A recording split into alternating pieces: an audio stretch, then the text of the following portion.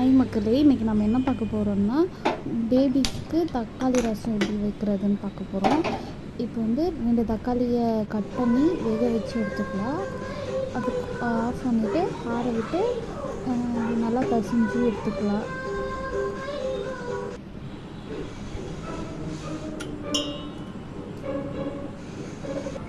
சூடாக இருந்ததுனால இதை வச்சு கடைஞ்சி எடுத்துருக்கேன்.